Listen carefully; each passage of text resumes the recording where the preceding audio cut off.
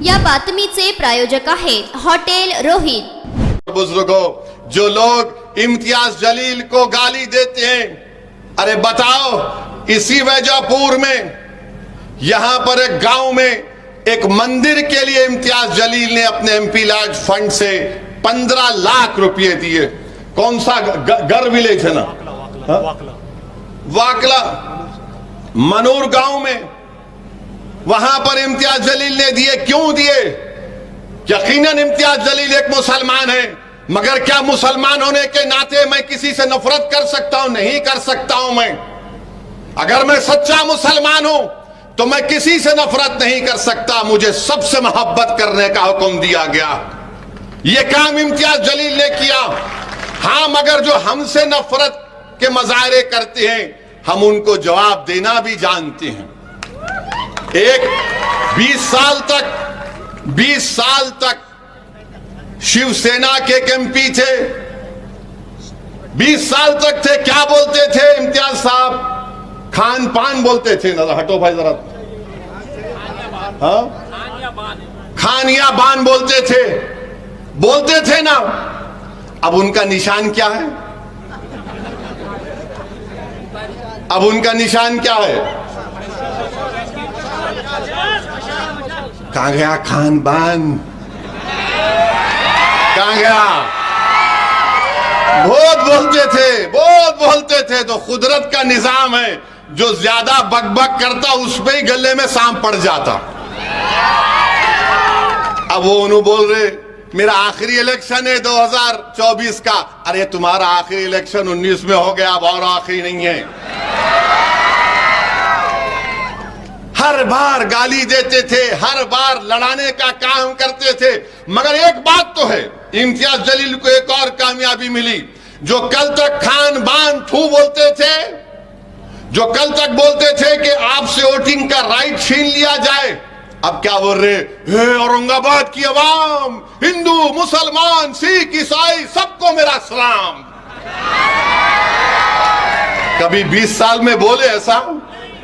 क्यों बोले? आप इम्तियाज जलील को कामयाब करे तो बोलना पड़ रहा।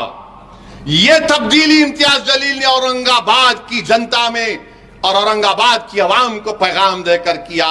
तो इन लोगों का अब इम्तियाज जलील से अब भाग रहे हैं। इम्तियाज जलील बहुत आगे, अरे इसकी इम्तियाज जलील के कदमों पर चल रहे हैं। अब इम्तियाज जलील के नक्शे कदम पर चल रहे हैं। मगर मुझे यकीन है कि इंशाअल्लाह ताला 13 मई के दिन आप तमाम एक होकर औरंगाबाद की आवाम इम्तियाज जलील को जो कामयाब करेगी, वो आपकी कामयाबी होगी। दोबारा वो अमन की कामयाबी होगी, वो मजलूमों की कामयाबी होगी, वो गरीबों की कामयाबी होगी, किसानों के हक की कामयाबी होगी, दलितों को मजबूत बनाने की कामयाबी होगी, मराठाओं को उनको आरक्षण दिलाने की कामयाबी होगी, दंगरों को उनका शेड्यूल ट्राइब स्टेटस दिलाने की कामयाबी होगी।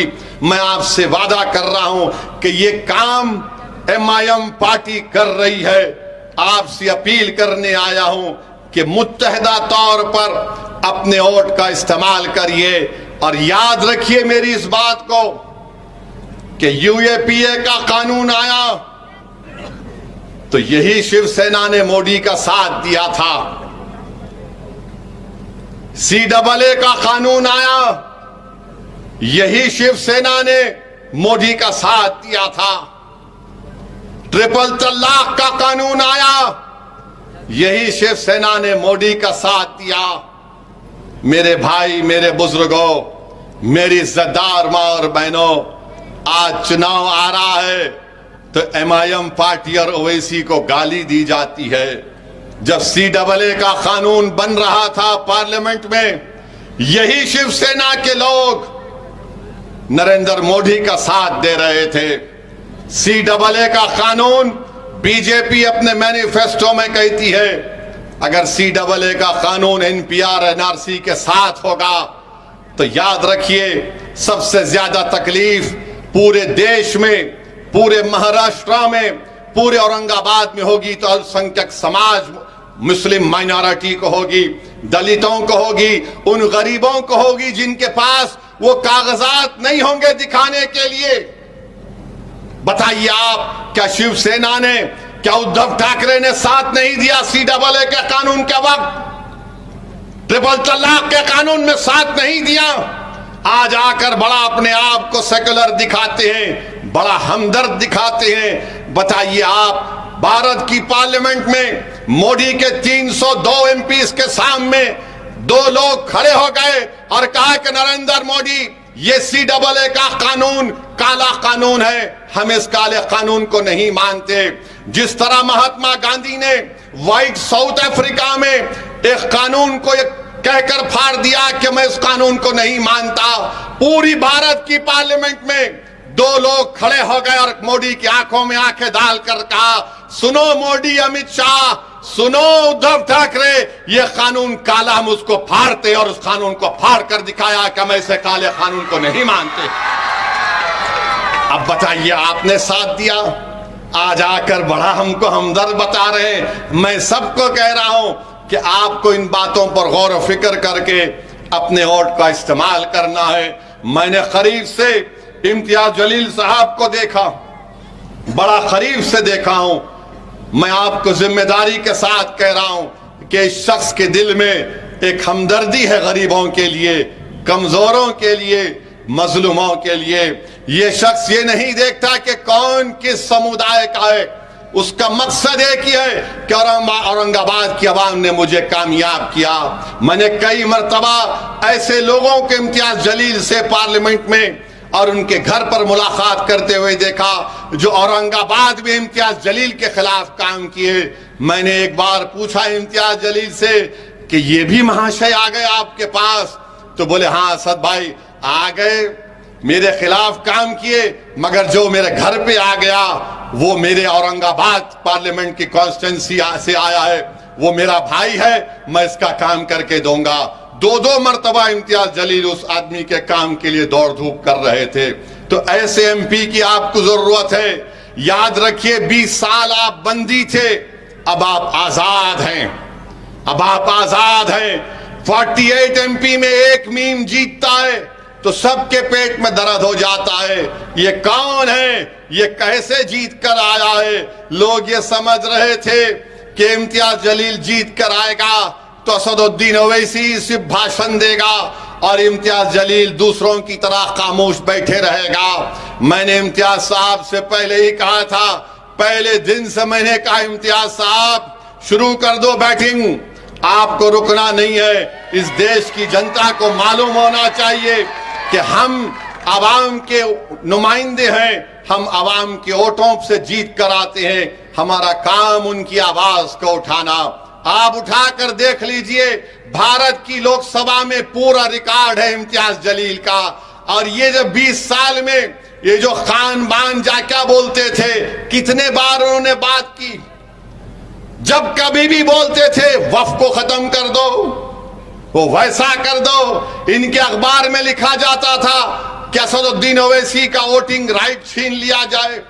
आज बड़ी हमदर्दी की बातें कर रहे हैं। क्या यही उद्धव ठाकरे ने महाराष्ट्र की विधानसभा में खड़े होकर क्या कहा था बाबरी मस्जिद के बारे में? ये आपके सामने है। तो फिर से आपसे कह रहा हूं, 2 शिवसेना, 2 राष्ट्रवादी, एक बीजेपी और एक कांग्रेस ये नहीं चाहते कि आपकी आजाद आवाज औरंगाबाद से दोबारा कामयाब हो जाए। ये नहीं चाहते कि यह आवाज कामयाब होकर जालिमों से पंजा आजमाई करे। ये सब के सब इलेक्ट्रल बॉन्ड के गुलाम है। हम आपके खादिम हैं, हम औरंगाबाद की आवाम की जनता के नौकर हैं। आपसे मैं अपील कर रहा हूं कि 13 तारीख के दिन सुबह के अवलीन वक्तों में आप अपने घर से निकलकर अपने के कोर्ट का इस्तेमाल करिए। मैं हमारे तमाम दलित भाइयों से भी अपील कर रहा हूं कि इम्तियाज जलील साहब का साथ दीजिए। आप पूरे एतमाद के साथ 13 मई के दिन निकलकर इम्तियाज जलील साहब का साथ दीजिए। और हमने अमरावती में यह फैसला लिया कि जनाब आनंद अंबेडकर साहब की हम तायीद कर रहे हैं। मैं अमरावती के तमाम जिम्मेदारों से, वहां के बुजुर्गों से अपील कर रहा हूं कि आनंद अंबेडकर साहब की आप सपोर्ट करें, उनको वोट दें ताकि वो वहां पर बीजेपी के एमपी को शिकस्त देकर आनंद अंबेडकर साहब को भी वो मेंबर ऑफ पार्लियामेंट बनाकर अमरावती से भिजाएं। ये एमआईएम पार्टी ने फैसला किया है। तो मेरे अजीज दोस्तों और बुजुर्गों, मेरी आप तमाम से अपील है कि एमआईएम पार्टी आपकी आवाज है। आज आप देख रहे हैं कि कोई आइडियोलॉजी नहीं, सब कभी इधर थे तो कभी उधर जा रहे, कभी इधर जा रहे तो इधर जा रहे। ऐसा दिख रहा है कि सुबह में घर से सफेद शर्ट पैंट पहनकर निकलते हैं, दोपहर में खाकी शर्ट पैंट पहन लेते हैं और शाम होने तक लाल रंग का कपड़ा पहन लेते हैं। ये आइडियोलॉजी अब कोई बाकी नहीं रही। इसलिए बहुत जरूरी है कि आप तमाम वैजापुर की जनता 13 मई के दिन अपने के वोट का इस्तेमाल करिए और दोबारा अपनी एक आजाद आवाज को इम्तियाज जलील को पतंग के निशान पर बटन दबाकर कामयाब करिए। आप तमाम का बेहद शुक्रिया, क्योंकि अब नमाज का वक्त भी होने वाला है और आप लोग यहाँ पर आए, आपका बहुत बहुत शुक्रिया। 13 मई को पतंग के निशान पर बटन दबाइए और जाकर अपनी पतंग को वैजापुर के आसमानों पर फैलाइए और बता दीजिए कि आप मुत्तहिद हैं, इत्तेहाद ताकत है। अपनी पार्टी को कामयाब करिए। बहुत बहुत शुक्रिया। अस्सलाम वालेकुम।